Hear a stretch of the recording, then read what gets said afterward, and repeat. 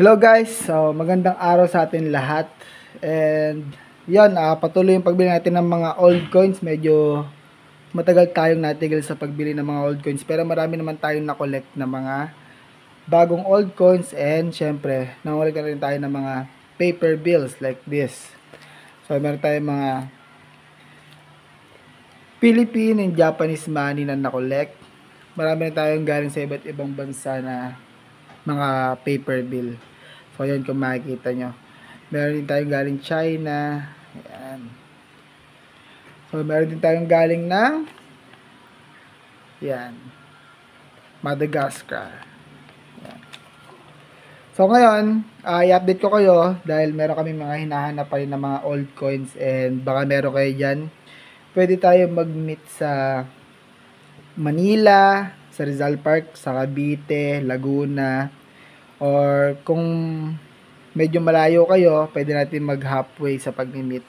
So, gusto ko lang ipakita yung mga iba pang mga old coins na hinahanap namin. So, like this guys.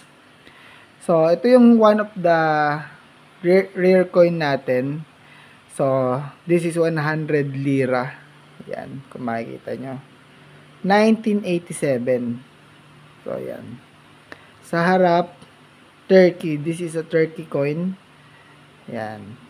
Kaya ito medyo mahal kasi this is silver coin.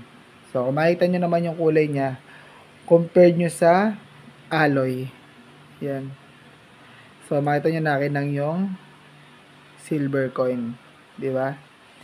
So, yan.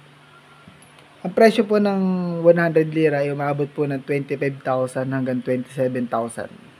Depende sa quality. Actually, meron akong dalawang ganito. Yan. Turkey and 100 lira yan. So, meron na tayong dalawang ganito. Pero patuloy yung pag-collect natin ng 100 lira na coin. So, yan.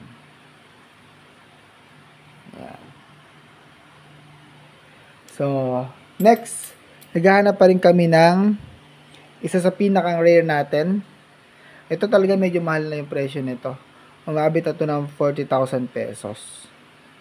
So, ito yung ating hinahanap before na United States of America. So, 1921.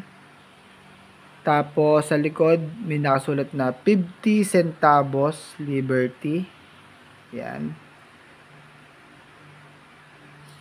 Ang presyo po nito dati ay umabot lang ng 30,000 to 35,000. Pero ngayon, kung meron po kayong ganitong ka-quality ng coins, pwede po namin siyang bilhin ng 40,000 pesos. Depende po sa inyo. Ayan. Kung meron po kayong ganitong klase ng coins na ganito yung quality, just PM and comment lang po dito. Tapos wait nyo po yung aming private message. Ayan.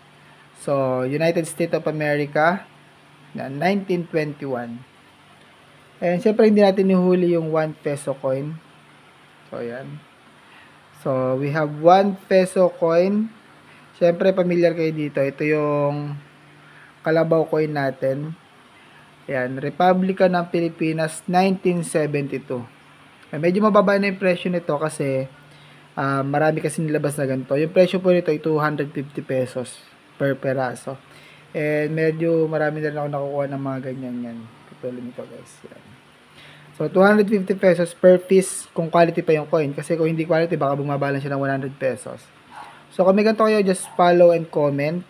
Tapos, mag-message din kayo privately para makita namin yung mga text message nyo. Okay? And, kung meron yung ganito, guys, or ibang coins, pwede kayo mag-comment or isend nyo yung picture sa amin. At titignan natin yung mga value ng ganong klase ng coin. So, that's for the update for today. Thank you so much and God will bless you guys. Ingat tayo palagi and bye.